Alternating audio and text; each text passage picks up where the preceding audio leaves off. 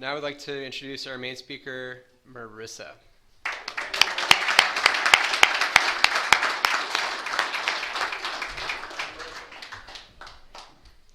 Hi, I'm Marissa. I'm an alcoholic. And thanks for asking me to share. I think I needed to. It's been a while, so this is a good thing to do tonight. Every time I share, what I really see is that there's a different aspect of my story that kind of strikes me every time, and it always surprises me. So I think this time at this share, what really struck me is what we hear a lot is this is the only disease that tells you you don't have it, and cunning, baffling, and powerful. That really struck me. And I think finally the grace of God, this is my home group at noon, the lunch bunch, and I always see, I can't remember exactly, it says by the grace of God, and that is my story in a nutshell.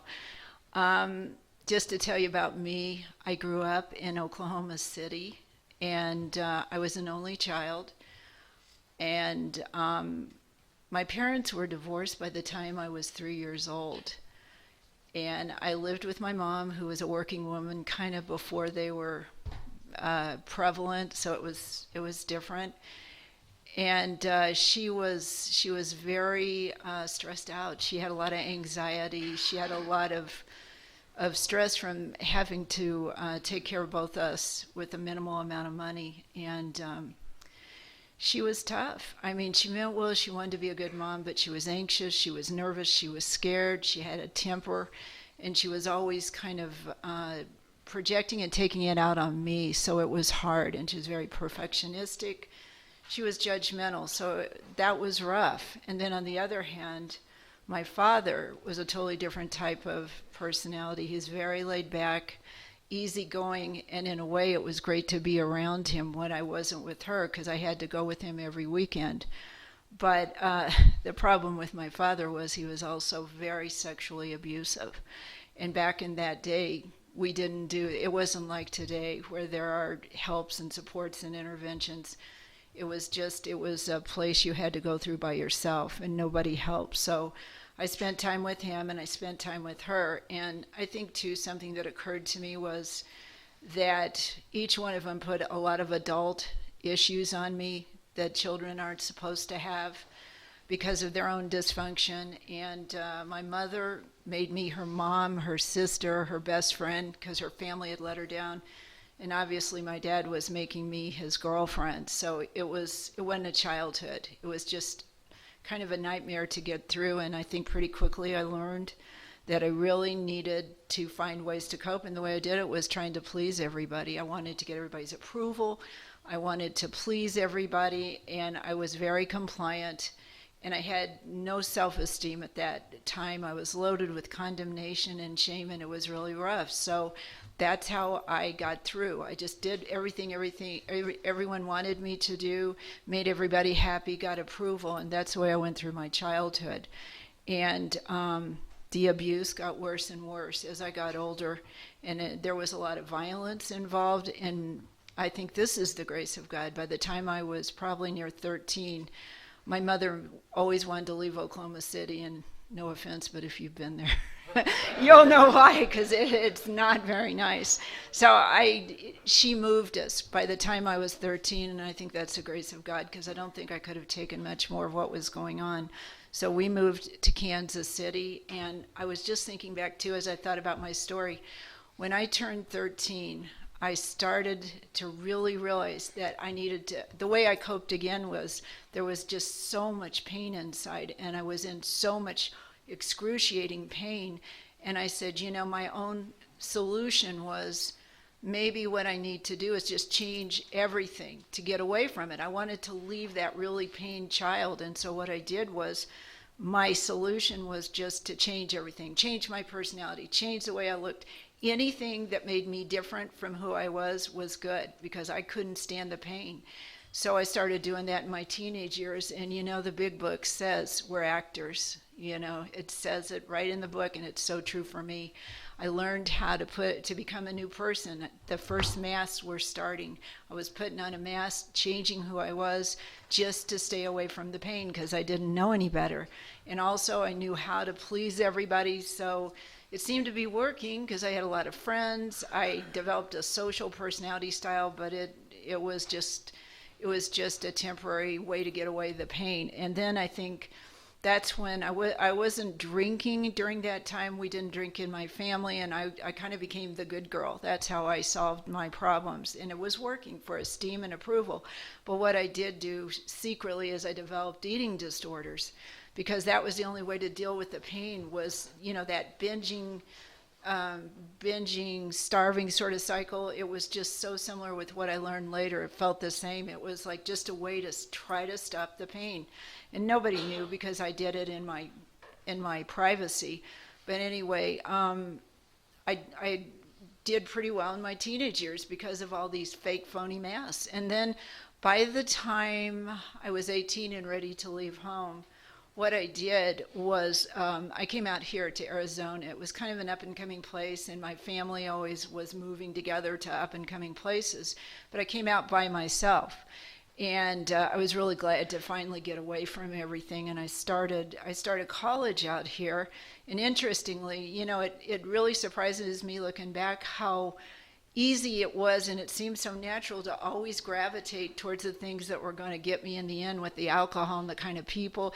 It just happened naturally. So I came out here, and even back in the day when I moved out here, I think there was a magazine, they started posting, these are the top party schools in the country. Well, it was out here in the day. This was the party school.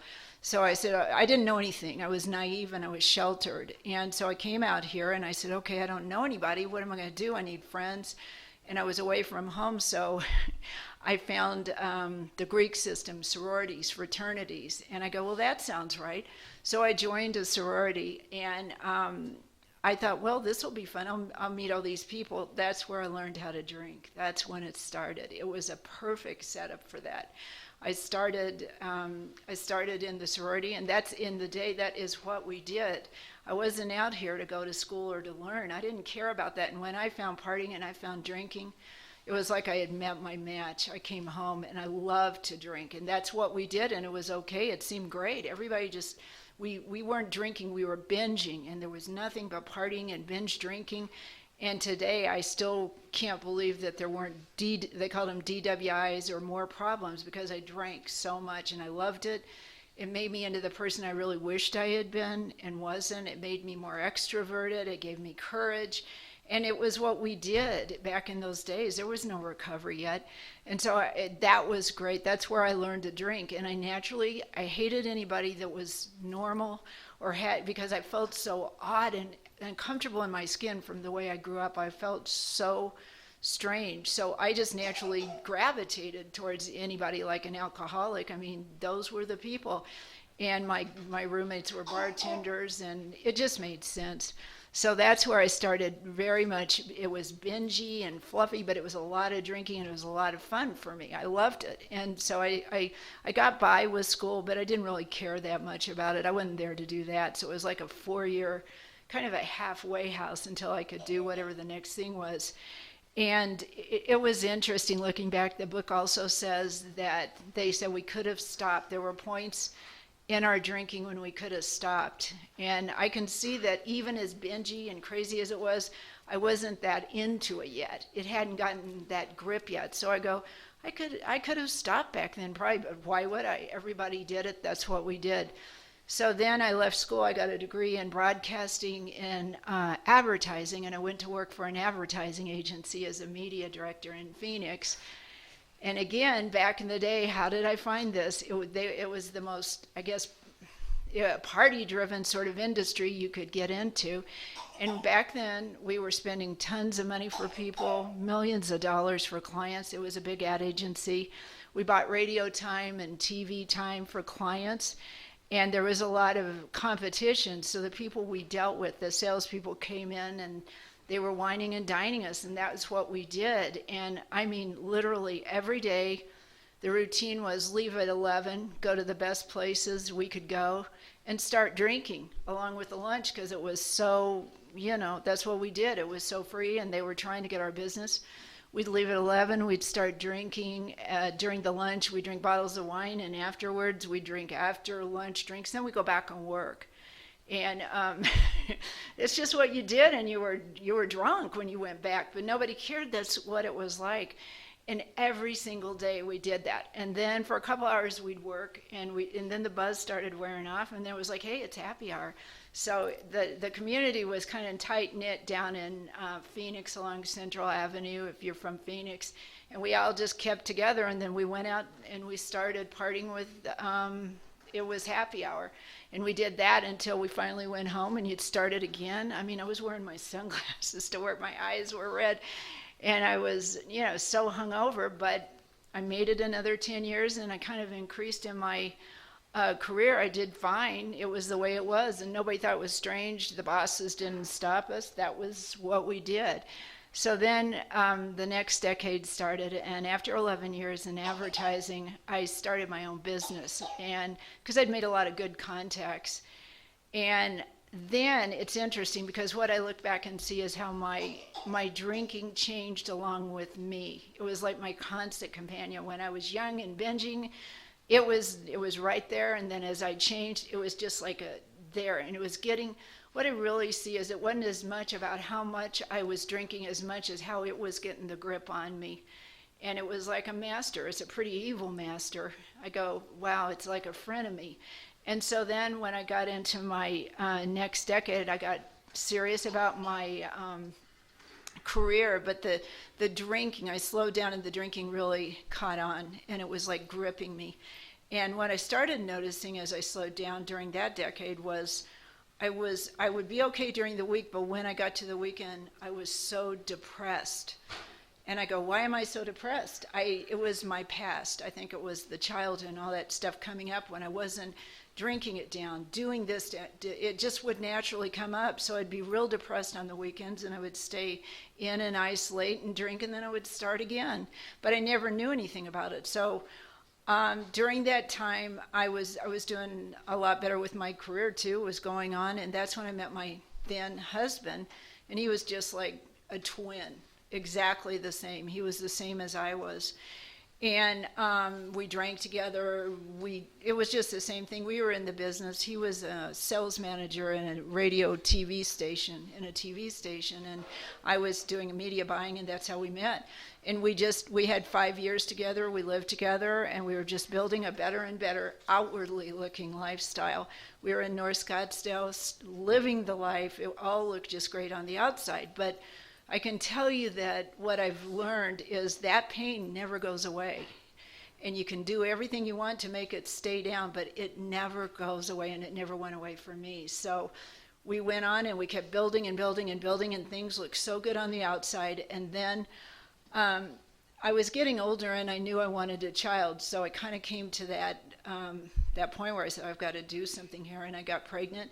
And it all still looked good, and I drank through the pregnancy, which I'm not proud of. And I thought, all the doctor had to say is, 1 glass of wine is okay, got permission. So I was doing all those things, which are not good, but I kept doing it. And then finally, the day of the delivery of my child, I had a rare, unexpected complication, very, very rare, that usually is deadly.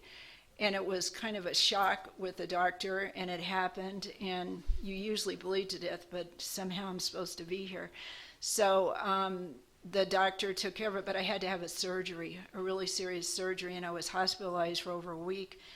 And that's when I really think May 14, 1997, the day of my daughter's birth, is the day my real recovery started. Because up until then, there was nothing. And that's when recovery started, because when I went home, I still remember it was like I didn't know who I was. It was like I went in with the actor and all the masks. I went into the hospital, but they got stripped down because of the trauma of what happened. And when I got home, I had to quit after a 25-year career. I was physically ill, emotionally upset. Nobody knew what was going on. And when it finally came to light, what happened in a nutshell was I was, that trauma brought up my childhood trauma with the sexual abuse, and I started suffering from severe PTSD because of what happened. And I started going into a really good therapy that started helping, started the healing process. And I still drank, but I still was able to do some healing, but not as fully as I would if I weren't drinking. But then the drinking changed again, and now, I mean, I was having all those emotions come up. I was out of my mind. My husband and I weren't getting along, so now I started drinking. And I was like this with it. I couldn't, and then I remember thinking, I can't imagine not even having alcohol in my life. But I will tell you, and this is what I mean, is it's so cunning, baffling, and powerful. All these things going on, everything, nothing ever occurred to me that I had a drinking problem. So I started the healing. And I will say this, there are always signs, they're like little markers along the road that have a way of saying, maybe you should look at it, quiet. What happened about 5 years before I got sober during this time is I went to a place called the Meadows in Wickenburg, not for alcohol or addictions. I went there, a therapist had sent me there again for the trauma. And there was a week of trauma, family trauma therapy that they did that was renowned. And I went in there just being me and my drinking. I was in an outpatient, like a motel, and I went to the sessions, and I thought there was nothing wrong with it. It had a little refrigerator. So my husband left me there while I was there for a week, and I couldn't even imagine. I said, well, I need stuff to drink here because I'm going to come home, and I've had a major rehab. I'm coming back and at night, and I'm going to be bored. I'm going to be here. I got to have some drinks and some cocktails. And he goes, well, yeah. See, he was part of the problem. And he goes, yeah. So I bought a bunch of stuff, and then I'd go all week, and I'd drink at night. And I thought, nothing weird here. And by Thursday, there's a facilitator, and they're tough, and they don't put up with anything. And I wasn't getting a lot of it. And there were people in the group, they were so humble. And I know now, they were so humble and so nice. And they were there for real, and I was this fool in there. And on Thursday, the facilitator said to us, do you have anything you really want to share, that's something you've kept a secret or something? And I'm like, God, I'm so perfect, I don't have anything to share with these people, right? I'm like, I can't imagine. So anyway, she said to me, I go, I got to say something because they're so messed up, and I'm just like skating through it. So I said, hey, I got something. And she said, yes, would you share with us? And I go, yeah, I've been, they've got drinking problems and addiction, but I don't. And I'm here for the trauma stuff, but I do drink every night when I get home, and I don't think there's a problem with it. But you said to share something that we didn't tell, so I thought I might share it with the group. The look on her face was like, you gotta be kidding. And I said, it just seemed normal again. And she said, you do what? I said, I don't have a drinking problem. That's not why I'm here. And I was getting real mad because I was, of course, mad. I said, I'm just being honest. I don't have anything to be fearful of. And she looked at me like I was insane. And she said, keep your eyes on that. It ain't getting any better. And so I'm like, you so-and-so in my head. And I said, I don't know if I want to stay. She goes, there's the door. Like, they wanted me. I was awful. And I said, no, I'll stay till the end because, I was there. So there were all those little things along the way that if I knew what I knew now, I would have looked at. But anyway, so things kept getting worse. My life was getting worse. And then 2010, in the year 2010, everything, my husband and I weren't getting along, and I was still drinking, but I never looked at that, and everything started falling apart. It was the recession. We lost almost everything. We were losing everything. We weren't getting along, and we separated.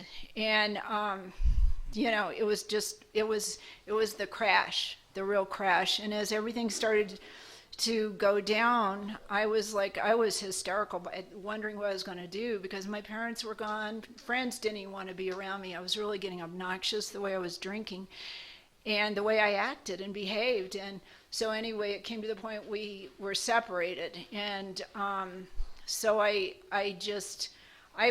thought, what am I going to do if we get a divorce? I've been out of work 15 years. I can't go back into that business. And my daughter was 13 at the time, and she started having problems too. And she had been to school in middle school, and she was going in so insecure because of all the problems at home, and she went in and got bullied. I mean, really, like you hear with people, if you've been there, I'm sure people in here have had that where it was severe. It was so bad, and she was I had to take her out of school, and she started developing depression, horrible, severe depression, what they call suicide ideation. She had self-injury. She was cutting, an extreme bulimia. So here I am not knowing, and here she is. I just kept acting like nothing was the matter, and it really makes me kind of think, wow, God has his little ways. There were commercials of the Titanic. They had done a reworking of the Titanic, the movie with Kate Winslet and all, and they were showing that all the time on TV. And something in me, if there was anything left, something kept going, uh-oh, they're talking to you. And I go, no, because I'm always in denial. Nothing's the matter. And the ship was sinking. My life was the ship. So finally, we came to the end, and my husband and I divorced. And my daughter was angry with me. I couldn't figure out why, because I was a perfect mom. And she went and lived with him for a while. Then she came back, and I was just ragey and angry. I tried to not do that with her and project it on her, but I was a mess. I didn't know what I was going to do. Everything was gone, and I didn't know how to live. You know, I used the drinking as, it was like a binky. I mean, I'm like, I got my drinks. And now what I do know again is it shifts and it progresses, just like we're told. And my drinking, it started to really get bad. I look like an alcoholic now because I was like, I'm not an alcoholic. I never even looked at it. I'm not an alcoholic, but now I look like one. In the morning, I'm starting to drink. At noon, I would have to drink. I had anxiety. I was in so much fear. I had to drink to even get through the day, to walk out the door. And 4 o'clock was happy hour, but I kept doing it and doing it and doing it. And finally, what happened is, it's interesting. Someone came into my life right at that point, and you know, it's like they say, a reason, season, or forever. People come, and who knows why, but someone I became fond of, loving of, and pretty quickly that person left. And I usually didn't care. I go, everybody's disposable, and I'm the victim. But I did worry, and I had a little bit of faith. I had a little bit, and I said, and God, that's my higher power. I prayed, and you know, if you pray and you mean it and you really want to know, the answers come. I never wanted to know, so I'd pray about things, but I didn't really want to hear it. But I wanted to hear now. And I said, God, what happened? Why did this person leave? I'm so upset about it. And as sure and as strong as I've ever felt, I was in my car and I was praying, and I started shaking and crying, and I said, it's your drinking. And I'm like, my drinking? No. So another week went by, and I did it again. I started shaking and crying, and I said, it's your drinking. And I'm not telling you I heard an audible voice. It was an impression so strong. One more time, it happened. I said, why did that person leave? Why? It's your drinking. And I sat, and I was like, it was like a weight had lifted, like, oh, I'm not just so crazy. There's a reason. But I was just in shock. But I was around everybody I was with, my best friends, everybody I worked for, they were in recovery. You know, I just gravitated towards it. So I said, okay. I knew exactly where to go. I was in Scottsdale, and there's a great place called North Scottsdale Fellowship, if you know that area. And it's wonderful, and it's a great fellowship. I knew to go there, and so I went there. And I stood outside, and I go, I can't believe I've watched my friends go in here. Now it's me. How could I not know? But it felt good. And the book says so many great things. And there's a personal story that says they were talking about themselves, and they go, there was just a tiny spark of spirit left. And that was me. I was almost dead, but there was a tiny bit. And so I went in, I stood at the door, I go, I can't believe I'm here, but I walked in, and they gathered around me, just almost like they knew I was coming. It can be very powerful. And so I sat there, they bought me a big book, and I started my recovery, my second recovery. And what was so interesting is I knew it was right, but then I, of course, immediately went into doubts. I went and I said to my ex-husband, I said, I've got a drinking problem. and I'm an alcoholic. And he said, you? No, because people who are doing what you're doing don't want to, they're not going to tell you, yeah, because what about them? And then my best friend, who is a raging alcoholic, I said, I've got a problem. She goes, oh, is that why you're going to those meetings? You don't have a problem.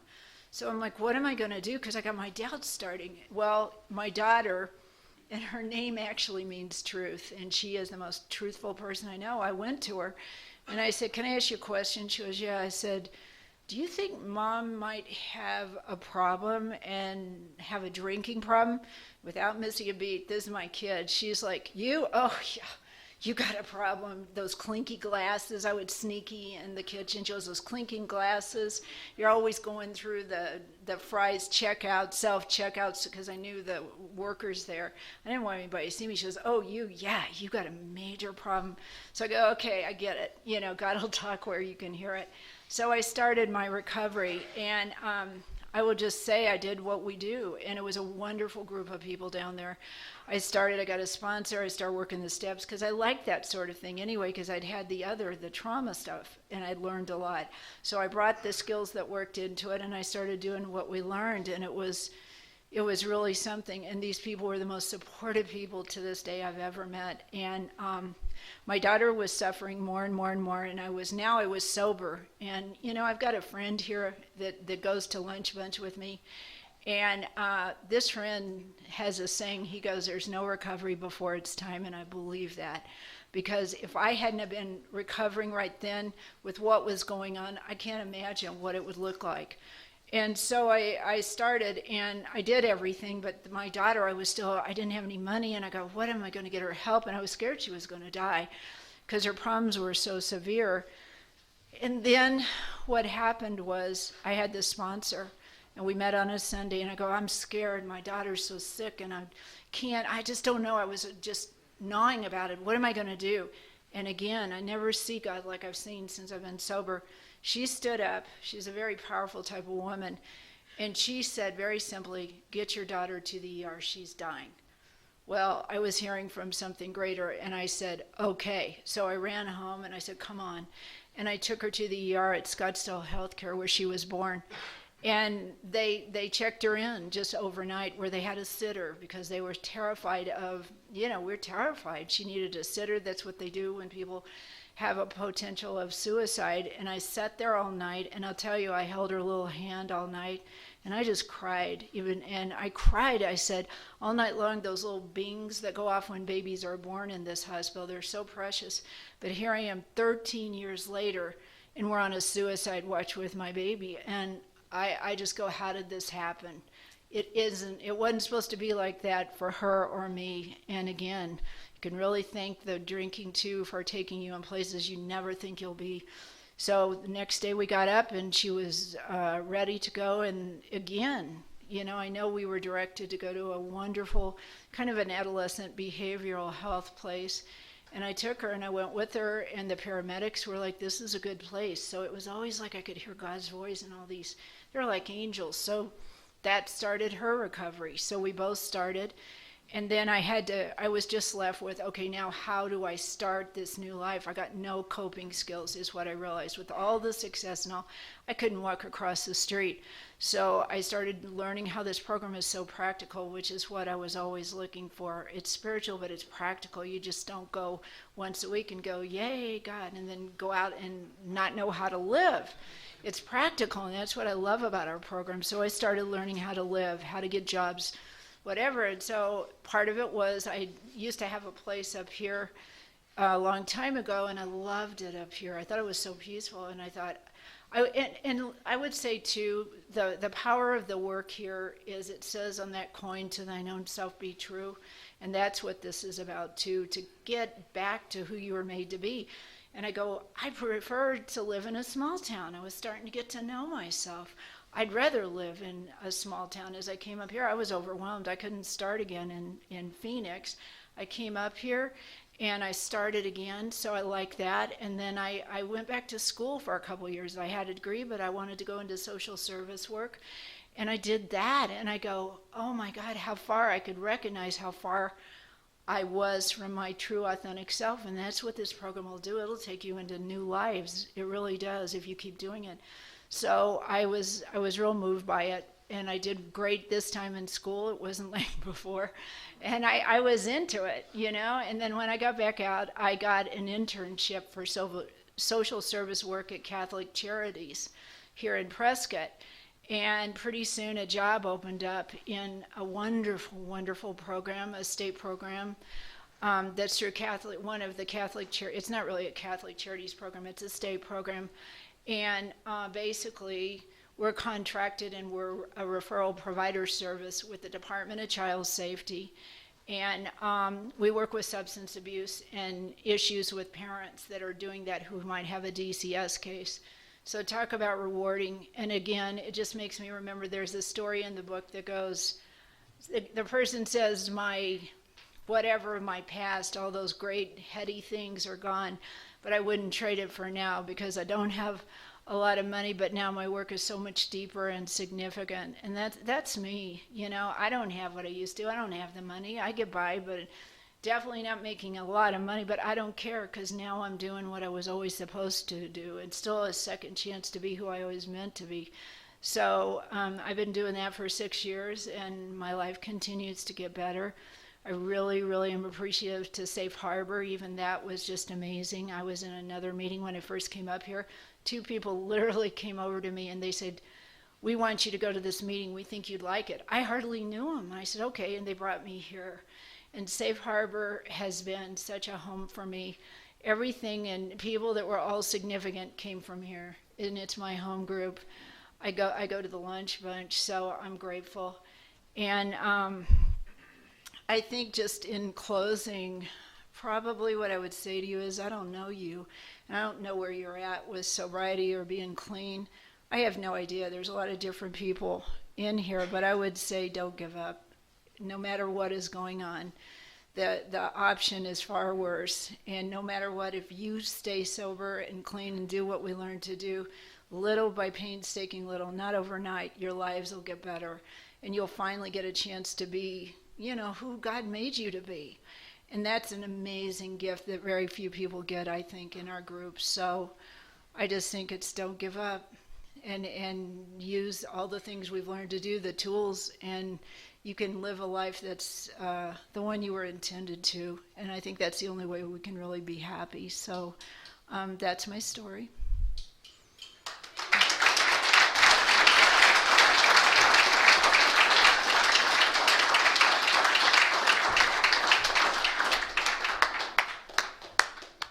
Thank you, Marissa.